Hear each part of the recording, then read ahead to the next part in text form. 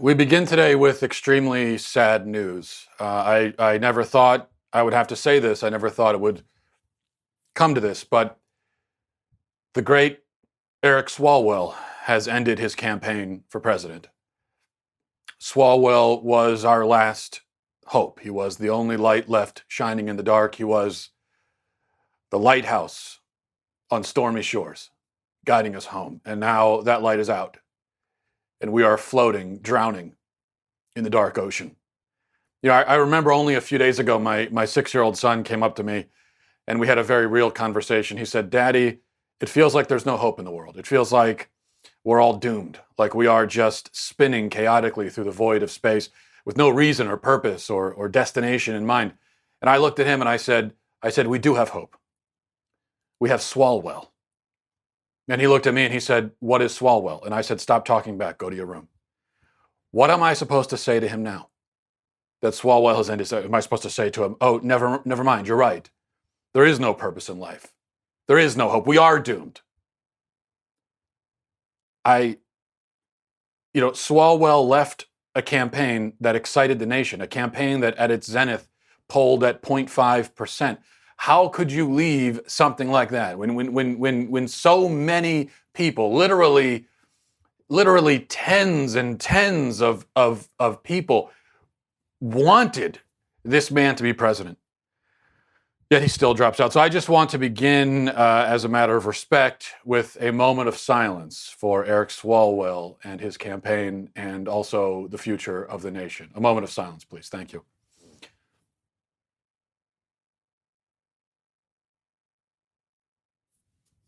Okay. You know, the interesting thing is that I think Eric Swalwell's audience, oftentimes when he would give speeches, his audience somehow, I think, sensed, they had a premonition. Maybe his audience was as sort of prophetic as Swalwell himself. They had a premonition that this moment would come, because sometimes, as I think very respectfully, beautifully, they would give him moments of silence during his speeches. Like maybe you remember this moment. But I will always be real with you. I will be bold without the bold. My wife and I, we fight insurance companies. Bold without the bold, or bold without the bull. Bull without the bold. I'm not really sure what he said there, but it was very profound. And to hear that moment of silence afterwards, just immense respect for this man, who has unfortunately left us all to die. Okay, well, what we actually are going to begin with today is I want to talk about why. Well, I think where this is going to lead is why you should consider homeschooling, which is something I've talked about many times. There are about 80,000 chapters to this particular book about why you should homeschool rather than send your kid to public school. Today, we're going to focus on just one chapter. That is the largest teachers union in the country just came out to passionately defend abortion. And we're going to get to that in a moment. But first, here's an alarming statistic for you. As we're beginning the show with alarming things, then how about this? Over 75% of Americans are dangerously deficient in omega-3 levels. If you're experiencing joint pain, chronic inflammation, lack of concentration, and weight gain, chances are you're probably one of them. No matter your age, your height, your weight, or gender, omega-3 fatty acids are vital to your overall health and considered a miracle pill by many experts. They're clinically proven to improve mood, your memory, your brain, cardiovascular health, you name it, it improves it. But many of the top sellers simply do not contain enough omega-3s to bring about noticeable therapeutic results. If you want to feel the benefits instantly, then you need to try Omax 3 Ultra Pure. It's the only game-changing omega-3 supplement on the market. It's 94% pure. Omega-3, Omax 3 is clinically tested, certified, and sustainably sourced. So that means it's 100% safe for you and your family. Omax is offering my listeners 50% off a 1-month supply of Omax 3, plus free shipping, and plus you get that 60-day money-back guarantee. Just go to omaxhealth.com, enter code Walsh today to take advantage of the savings here, which you're going to want to do that. That's omaxhealth.com, and enter code Walsh for 50% off a 1-month supply. Omax.com, OMAX.com. Enter code Walsh today. 50% off a 1-month supply. Again, you're going to want to go do that. All right. Alexandra DeSanctis over at National Review, and she's one of my favorite writers, by the way. She's really on top of the abortion issue, great pro-life advocate. She has this story. I'm going to read the first paragraph or two to you. It says, over the weekend, the National Education Association adopted a new business item declaring its support for, quote, the fundamental right to abortion under Roe v. Wade. The NEA is the most influential teachers union in the United States with more than 3 million members. It's also the nation's largest labor union of any kind. Here's more from the document. It says the NEA will honor the leadership of women, non-binary, and trans people and other survivors who have come forward to publicly name their rapists and attackers in the growing international Me Too movement. Furthermore, the NEA will include an assertion of our defense of a person's right to control their own body, especially for women, youth, and sexually marginalized people. The NEA vigorously opposes all attacks on the right to choose and stands on the fundamental right to abortion under Roe v. Wade. The statement goes on to assert that this new stance is necessary because, quote, the most misogynistic forces under Trump want to abolish the gains of the women's right movement. And it goes on there. So there you have it. This is not a shock, of course. We know that the NEA is a rabidly left-wing organization, has been forever. Still, the NEA has affiliates in every state. It has, as was mentioned there, 3 million members, 3 million.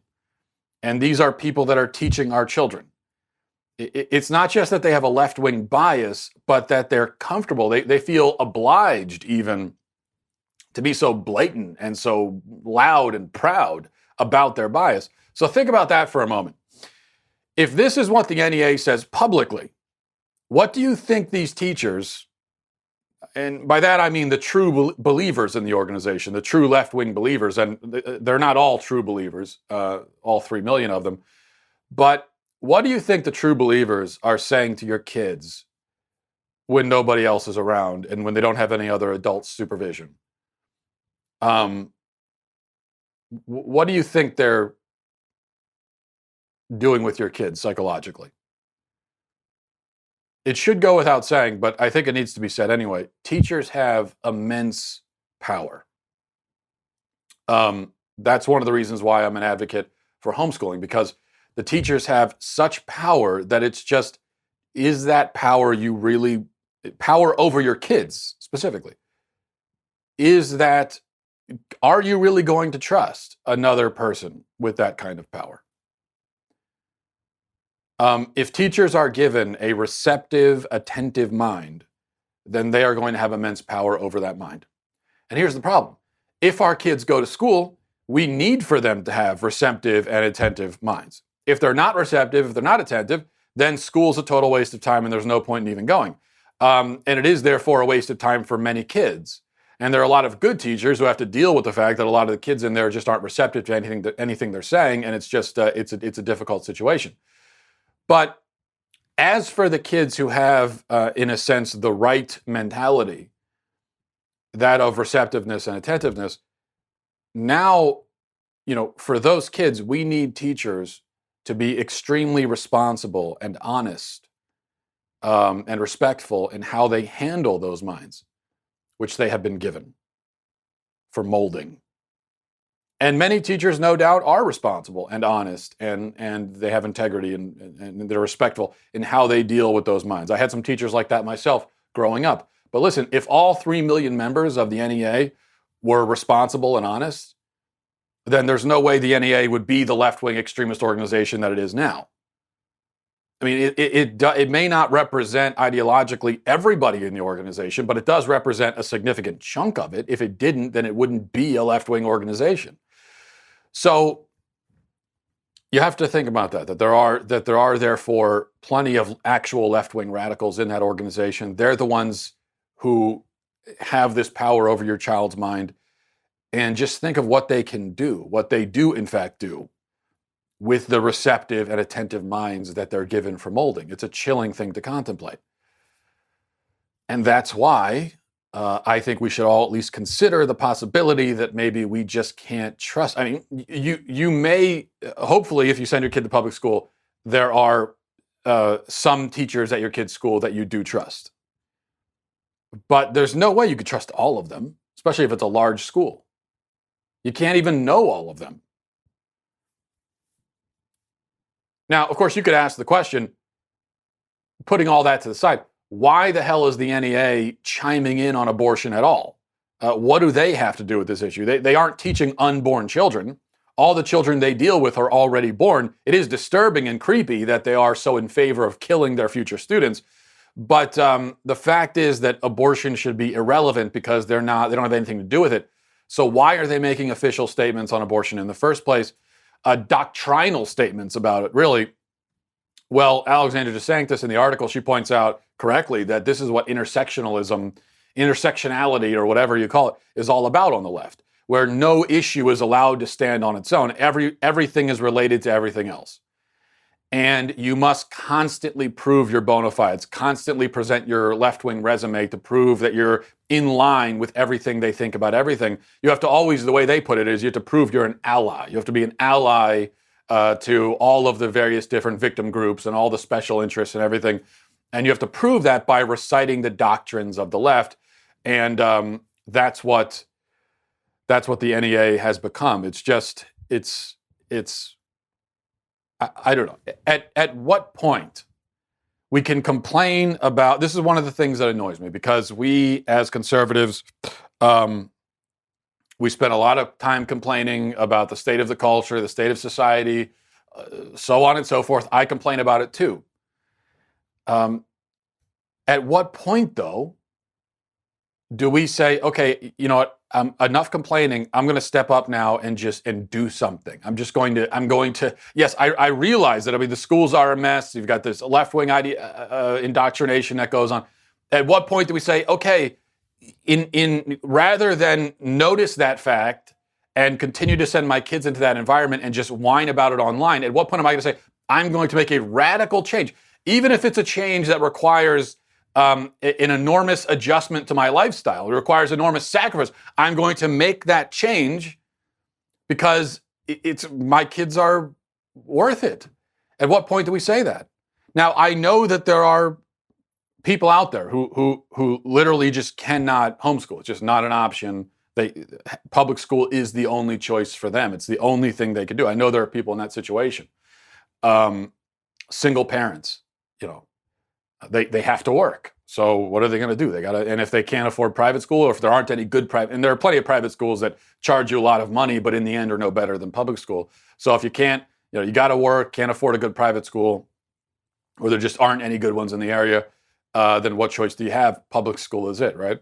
And there could be, I'm sure, plenty of homes out there with two parents where just economically, financially, they both have to work, at least right now, in order to survive. So there are people in that situation who have to send their kids into public school, unfortunately. But I think that's how we have to look at it. Where public school is, I'm not saying it can't be an option for anyone, or that you're doing something objectively, morally wrong by sending your kid to public school. What I'm saying is, I think we have to look at it as last resort. If there's literally no other option, then we do that. But if there is any other option, we take that other option. I think we have to look at it like that. And if we all looked at it like that, then I think there would be right now a mass exodus from the public school. Because there are plenty of parents who send their kid in the public school system, even though they really do have other options. All right. Okay, this is great. I can't ignore this. Representative Joyce Beatty is a congresswoman from Ohio. She's a Democrat, I believe. She's 69 years old. Her name is Joyce Beatty. Okay, so she looks and has the name of and is the age of someone's grandmother, which is great. She's, I'm sure, a wonderful grandmother. But that context is important so that you can appreciate the comedy of what I'm about to show you. You see, Joyce, she wants teens to stop vaping. She thinks that vaping is bad, and she wants people to stop doing it. And so she put out a tweet yesterday, and the tweet is supposed to encourage kids to stop vaping. but I'm not sure if it's going to do that. Yet the tweet is a work of art. Watch, look, I'll put it up on the screen. Look at this. It says, "Hey teens," which actually, let's stop for a minute. You're already on the wrong foot. If you begin a statement with "Hey teens," then they're already tuning you out. Okay, they already think you're out of touch and you're a nerd. It's just, if you want to talk to teens, never address them as teens. It's just, you should never do that. Hey teens. All right, it says, "Hey teens, vaping isn't fleek or fire," fire emoji. "That's why the state of Ohio launched My Life, My Quit to show you that you don't need fat clouds to be radical." 100. Gee willikers. I mean, that is one groovy tweet. That tweet really makes me want to raise the roof. That is, I mean, Joyce Beatty is da bomb, yo. Cowabunga. No, actually, that tweet is, it's a youth pastor on steroids. That is, I imagine, that's basically how a youth pastor speaks after downing a whole wine cooler. That's a youth pastor on one box of wine right there. It's incredible. And, you know, it goes back to a point I made a few weeks ago. I guess we give Joyce Beatty some points for trying. Or maybe we don't. But it goes back to a point I made. We are just making vaping seem even cooler by trying to stop teens from doing it. Okay, so when you want to stop teens from doing something, you need to be as as inconspicuous as possible in your aims. Especially if you're trying to make the thing seem less cool. And you have to remember that you as an adult are not cool. And so if you just come charging into the room and say, "Hey teens, that's not cool. Let's do something cool instead." If you do that, it's not going to work. Whatever the thing is you said is not cool, you just increased its cool points by about 50. You just added 50 cool points to it. You can't do that. Joyce has just made not vaping. She's made not vaping so uncool that now I want to take it up, and I'm an adult. I actually want to vape for the first time because of that tweet. I now have the sudden urge to vape. Now, you know what? If my kids came to me at the age of 6 and said, "Hey, Daddy, I want to start vaping," I feel like I have to say, "Well, okay, I understand. Do what you need to do," because it's just, I mean, all right. In fact, this tweet is so bad that I might require my kids to vape. It may be a requirement. Kids, did you vape today? Don't go to bed without vaping. Finish your vape before bed. It's just, that's bad. That is bad stuff. All right. Here's one other thing discussion I regret we have to have today, but we do. Every year as the temperature rises, we have this conversation now. And when I say we, I don't mean me, but society, people. We always have to hear in the summer that air conditioning is sexist. I don't know if you've encountered this yet, but it's a thing now, and every summer you hear it, especially if you're online. Air conditioning is a sexist conspiracy against women, evidently, and this is one of the new frontiers of feminism. Feminism, of course, in this country is so privileged, so frivolous, so stupid, so silly that they are just, it's so desperate to find a reason to exist anymore that now they're focused on this, the fight against air conditioning. Feminists will say that women, tend to be less comfortable in cooler temperatures, which is true. They get colder easier. Yet many buildings and offices have AC, and they set the AC very low, and this makes women chilly, and therefore it is sexist. That's the argument. I'm not making it up. That really is the argument. The New York Times published one of the yearly required think pieces on the subject with the title of "Do Americans Need Air Conditioning?" Answer, yes. A staff writer for The Atlantic, Taylor Lorenz, shared it with her followers and added her own little mini rant to it. This is what she says. She says, "Air conditioning is unhealthy, bad, miserable, and sexist. I can't explain how many times I've gotten sick over the summer because of overzealous AC in offices. Hashtag ban AC. Then she continues, dying at all the men in my mentions, having a literal meltdown because I suggested raising office temps a few degrees in the summer. No amount of AC on the planet will help men online chill. And then she continues, like, buy a fan. You're not going to die, LOL. I should be able to wear dresses in the summer and not get hypothermia. Weird that making women slightly more comfortable and productive at work causes so many men to have a mental breakdown. And then her rant continues there. I like how she says, this was a staff writer at The Atlantic, by the way. I don't know if I mentioned that. This is someone who has an actual job writing in media at a supposedly, prestigious publication. Supposedly. Emphasis on supposedly.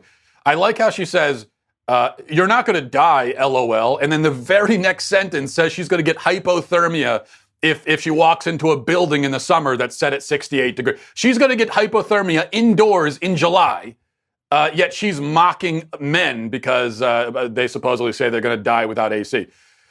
Well, here's the thing. A few things here. Number one, no, the fact is you're not going to die from 68 degrees in a indoors in the summer. You're not going to get hypothermia. You're not going to die. You're not going to get sick.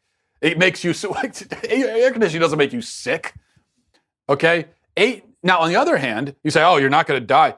Yes, you will. People die from the heat all the time, you nincompoop. What are you talking about? I mean, just imagine how privileged you have to be as a first worlder to sit there and say, you're not going to die from the heat. Meanwhile, literally thousands of people are dying from the heat every single year across the world, including in this country. You will definitely die. You can die from heat. AC really does save lives. That's not an exaggeration.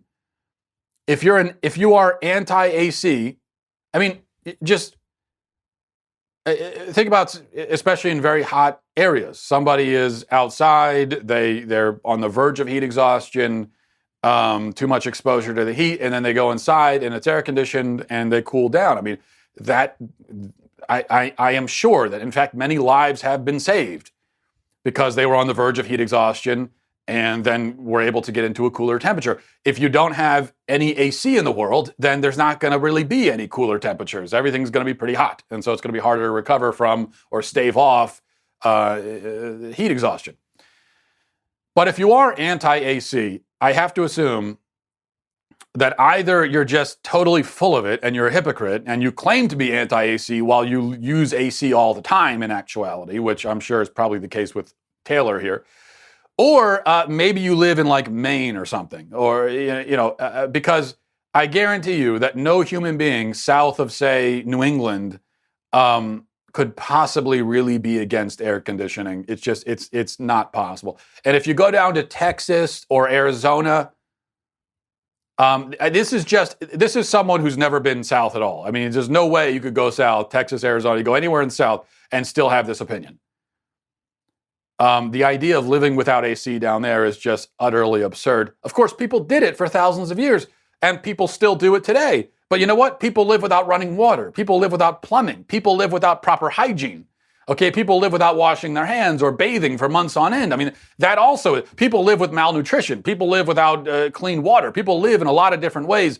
But that's, fortunately in modern civilization, we have improved on some of these areas greatly. And we have made for better living conditions, healthier living conditions, more comfortable living conditions that will preserve your life and your health.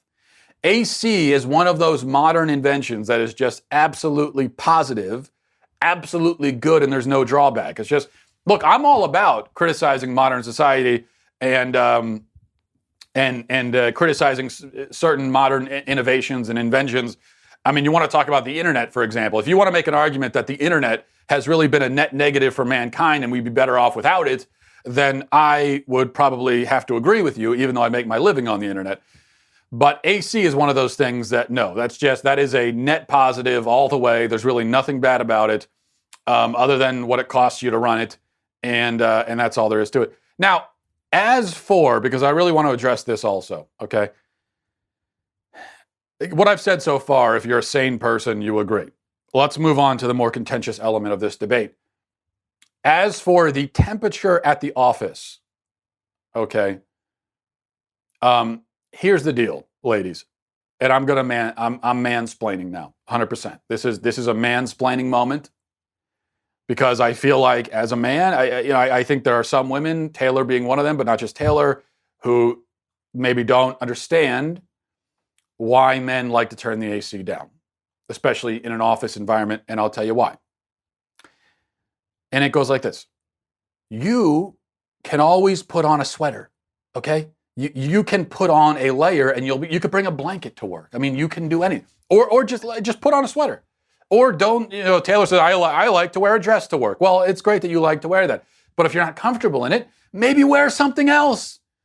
Okay? You can't dress like you're going to the beach and then whine that the temperature indoors isn't set to reflect beach conditions. I think 9 times out of 10, when you have a woman say, it's too cold in here, you look at what they're wearing, it's like, okay, we'll put on a little bit more clothing and then you won't be as cold. It's like it's not rocket science here. Hot people, this is the way it works. Cold people can put on layers. Hot people can only take off so many layers before they go to jail. So that's why in the summer with the AC, the hottest person gets priority because they can't do much with their hotness. Whereas you really have, it's unlimited. I mean, you could put on as many layers as you want. But probably if the AC is set at 67, God forbid, and you're really cold, 1 layer is all it's going to take and you'll be fine. Okay, if you need 6 layers because it's 67 or 68 degrees, then you really do have a medical, you need to go to the doctor. There's something wrong. So that's all there is to it. Another thing to keep in mind. Men, especially in an office environment, are often required to wear suits. And if not suits, they have to wear long pants.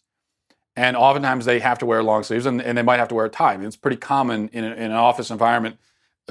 Business attire for a man is long sleeves and long pants at a minimum. And oftentimes also a suit, depending on where, especially if you're in a place like DC. This is where a lot of these complaints come from, is these privileged, whiny women in DC. Oh, it's so cold in here. Yeah, but if you go to DC, where it can get really hot in the summer, and you look around, all the men are wearing suits. And they're not wearing suits because they want to. They're wearing suits because they have to. If it's 105 degrees in DC, you're going to see men walking around in jackets that they have to wear. It is a requirement. So, yet again, they are, depending on the office policy, they have to dress that. They can't dress down any more than they already are. Whereas you, as a woman, you can, see, this is one area. I know that we have this competition about, who has it worse as a gender.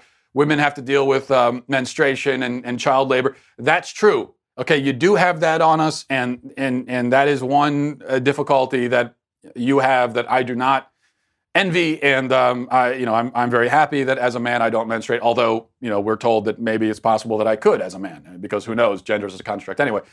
But as it stands right now, I cannot get pregnant. I don't menstruate. I admit I'm happy about that, and I'm glad that I don't. I'm sorry that you are the one that has to carry that burden, but you got to give us, this is one area where you do have it easier, and that is when it comes to formal attire or business attire. You have so many options for what you can wear, and you can change. Here's the main thing. Depending on the season, you can adjust your outfit to the season. Do you realize men can't do that? We're not allowed. It doesn't matter if it's 5 degrees or 500. We have to wear the same damn thing.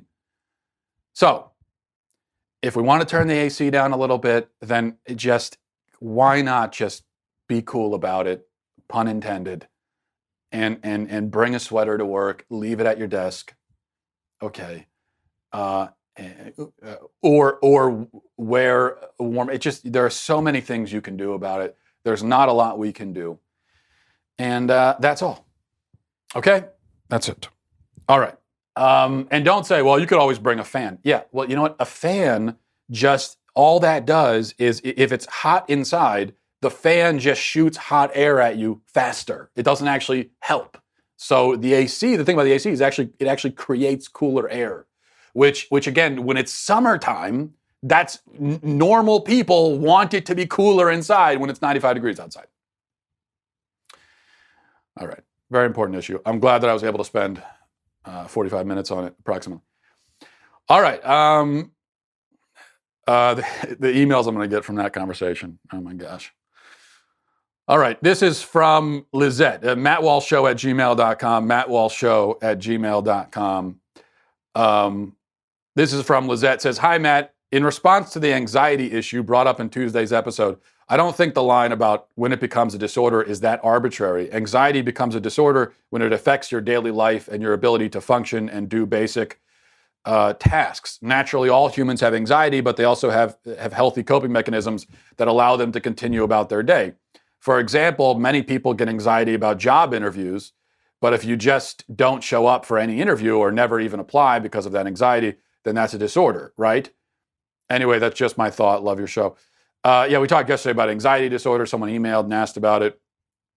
And I said, I think with the so-called anxiety disorder, like with many mental disorders, I think that we may be dealing with a category error by calling these things mental disorders because they are a part of the normal human condition. And it just seems so arbitrary where we draw the line. We say, yeah, okay, well, this amount of anxiety is normal, but then if you have this amount, it's not normal, therefore it's a disorder. Who decides where that line is drawn? How do you quantify it? I mean, where are we getting any of this from? It just seems totally arbitrary. Now, Lizette says, well, no, if it negatively affects your daily life, that's where you draw the line. And yeah, I got other emails from people saying the same thing. It's the same thing I hear about ADHD. Now, I've said before, I don't think ADHD exists. And what I mean by that is, what does ADHD stand for? Attention Deficit Hyperactivity Disorder. Okay. Now, I think people who exhibit those characteristics that we label ADHD, those people do exist. That personality type does exist. I am one of those personality types, and I know that I exist, so that's how I know that exists. My point, though, is that it's not a disorder. It is a type. It is just a type of person, and it's okay to be that type. It may be harder in some environments. It may be inconvenient at school, but that doesn't mean that it's a disorder. I think the disorder label, that's what I'm taking issue with. And I think that label is subjective. You want to talk about social constructs? Well, ADHD is a social construct. We have decided in our society that those types of people are just not easy to have around. They cause problems. Therefore, it's a disorder. That's the way that goes. And I think it's a similar thing with anxiety and depression, some of these other issues. Now, the problem is you say, okay, well, if it affects your life. Okay, but of course we agree that everybody has anxiety, right? And anxiety is always going to have some kind of negative effect on your life. There can be scenarios where I guess anxiety is good. Like if you have anxiety about doing something dangerous and then you don't do the dangerous thing, that was good. But for the most part, we all have anxieties about things that, anxieties that cause us to do things or not do things, that have a negative impact on our life. Okay, so that's all of it. Just like with ADHD, so if you get distracted, it has a negative effect on you in your life. Well, yeah, of course it has. We're all negatively impacted by. We all have struggle paying attention sometimes. We all have times where we have trouble sitting still, and that always is going to have a negative impact on our life. So my point is, you can't get around the fact that there is going to be an arbitrary line somewhere. But because the line is arbitrary, you don't know where it is. It could be anywhere. So we all have anxiety. You agree with that? Even though you didn't say it, I assume you agree that we all have anxiety and we have all been negatively impacted in our life by anxiety. I think that's the case for everybody. You're not going to find a single person on the planet who doesn't fit under that umbrella. So then what we're saying is, okay, yeah, everybody has anxiety. Everyone's negatively impacted by it. But if you're negatively impacted this much, it's fine. But if you're negatively impacted that much, it's not fine. So there's a line somewhere where, okay, if you're negatively impacted up to that line, it's not a disorder. But if you cross over that invisible arbitrary line that someone just placed there and could place anywhere, but they chose to put it there, then all of a sudden it's a disorder. It really doesn't make sense. And this is not, we could say all the time, oh no, it's a real disease. This is not how diseases are diagnosed.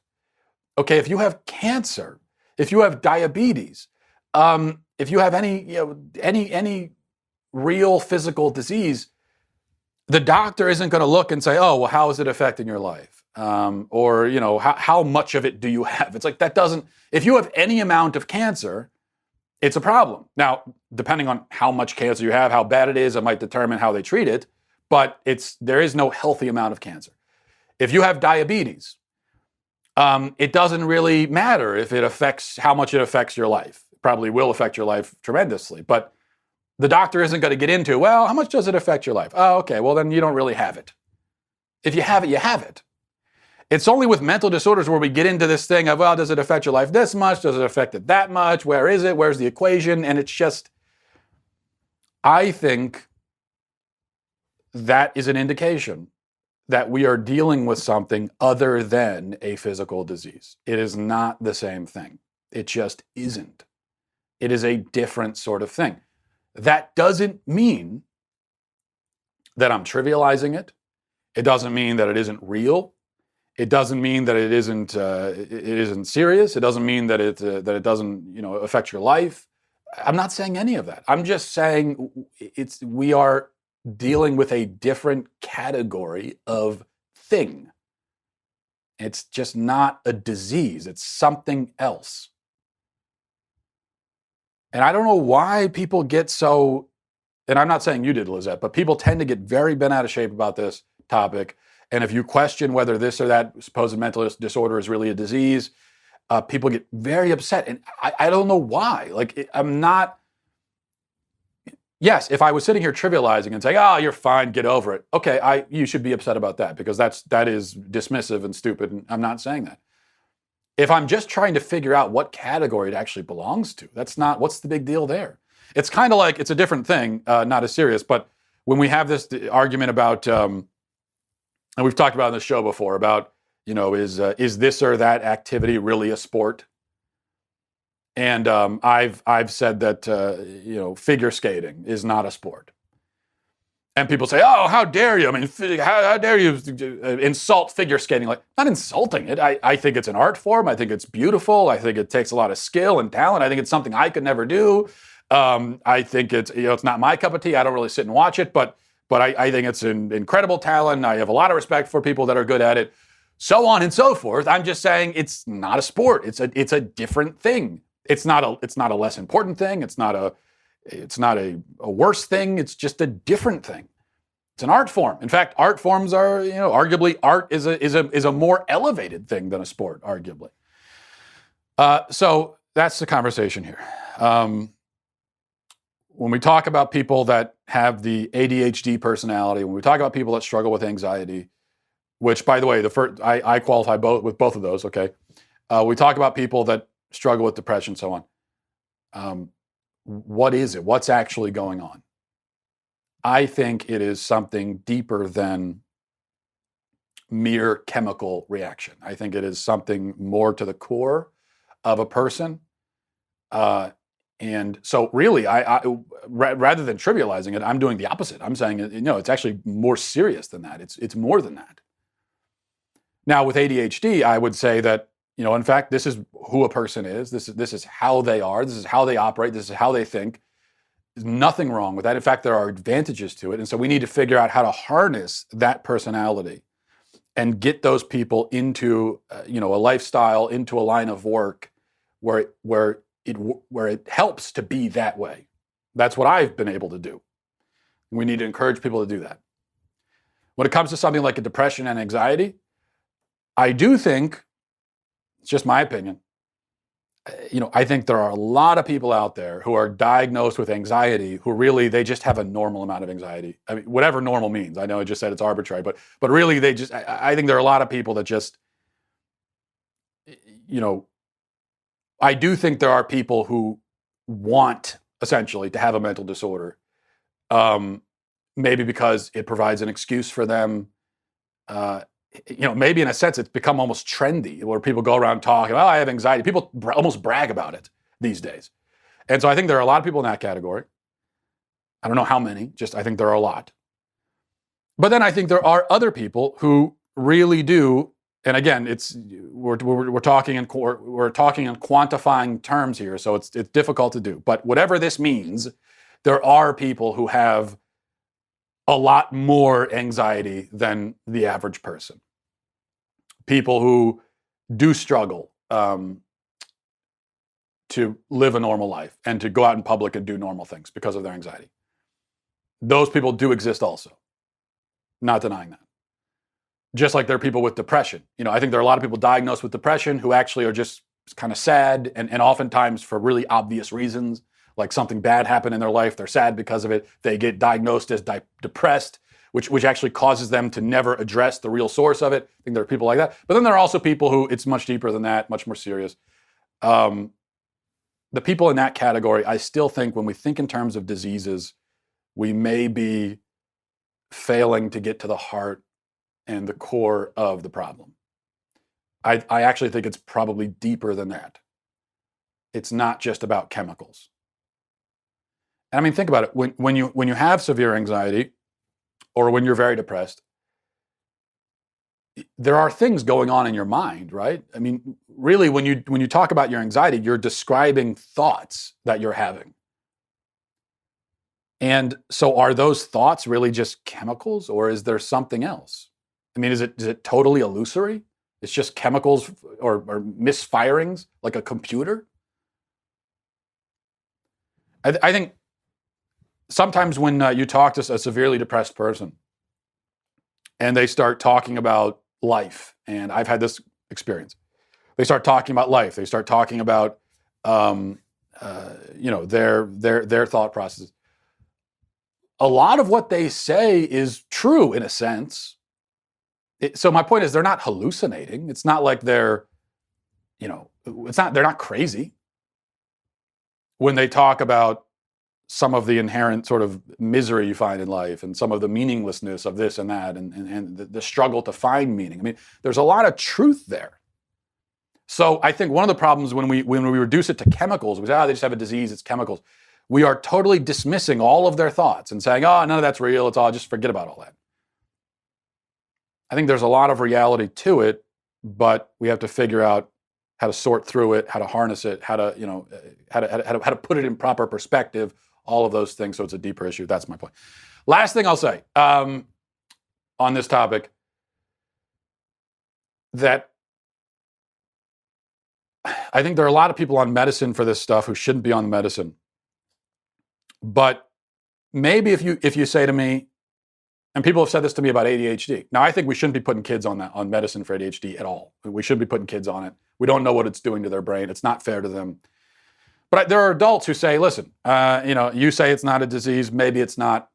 All I know is that for me, I take the ADHD medicine. It helps me at work. I enjoy life more. I like my life more when I'm able to take this stuff. And so that's why I take it. You know what? I think maybe that could be a perfectly reasonable reason to take something.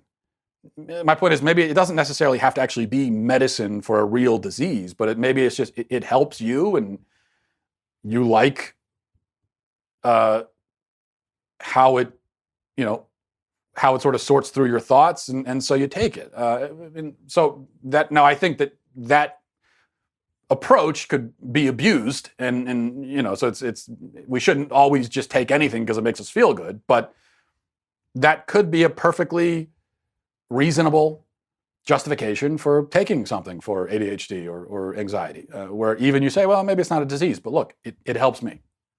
Okay, not that it matters if I give my blessing or not, but I do think that could be a fine reason. All right. This is from Luke, says, hi, Matt, Luke here. I hope you're doing pretty much great. I have a question for you. I hope you're doing pretty much great. Okay. And I need to start out with a story of an unforgettable morning of mine recently. My wife and I woke up very early to a bunch of loud chaos in my boys' room. My boys, Troy and Ellie, were 2 and 4. I was about to grab my shotgun, but it sounded like it was just them together and they were just having a lot of fun. Too much fun. After stepping out of our bedroom in a confused daze, I noticed that the front door was wide open and our rabbits were released outside of their pens and running around. Then I walked towards my boys' room and suddenly noticed out of the corner of my eye on the table, something was moving. All of our fish from our fish tank were lying on the dining room table, still flopping around, gasping for water. I then proceeded towards my boys' bedroom, thinking that I was simply in some abstract nightmare and was curious as to where this dream would end up. I opened the boys' door. They had opened their window, and my older son went outside and literally threw all 9 of our chickens from the pen into their bedroom and shut the window, and they were chasing them around in circles, laughing hysterically, trying to catch them. Feathers were everywhere, and I mean everywhere, along with a mess from all 9 chickens. There were 2 eggs on the ground too. They froze, looking at me as if they would not live to see breakfast. I just stared and thought for a minute about everything that had just happened and told them to bring the chickens out. I went to my bedroom. I just had to laugh without them seeing. It was all I could do. They later told me that they simply wanted to set all the animals free to play, so they did just that. So that leads to my question, and that is, do you believe correctly that pineapple belongs on pizza? Thank you, Luke, for that question and that setup, which I think was very necessary for me to understand the full context of your question about the pineapple and the pizza. And the answer to your question is that, of course, no, fruit does not belong on pizza, period, ever. That's all. And I know you might say, oh, well, tomato's technically a fruit. No, it isn't. Okay, I don't care what the scientists say. Tomato has been adopted into the vegetable family. It is a vegetable. Vegetables and fruits, these are social constructs anyway. And no, you absolutely do not put pineapple on pizza. It's not that I can't eat pizza with pineapple. I mean, I can eat pizza with anything. I can eat anything, period. And if you give me a pizza, I'll eat it. I don't care what you put on it. But it won't improve the situation. Like, I'm never going to have a slice of pineapple pizza and say to myself, oh, I'm really glad they put pineapple on this. I'm never going to say, oh, I can't think of anything better they could have possibly put on this thing than pineapple. There are literally dozens of better options. You went with the worst possible option. Again, I will still stuff my fat face and eat 5 of them, but I'm not going to like it. All right, that's it for the show today. Thanks, everybody, for watching. Godspeed. Hey everyone, it's Andrew Klavan, host of The Andrew Klavan Show. Abused children, they only become news when the left can use them for political purposes. If they can attack Trump's attempts to secure the border, or give the Catholic Church a bad name, or take out a Republican candidate who did something wrong. But when it comes to the persistent, organized sexual abuse of underage girls and boys, the story always dies. Let's keep an eye on this Epstein case and see where it goes on The Andrew Klavan Show. I'm Andrew Klavan.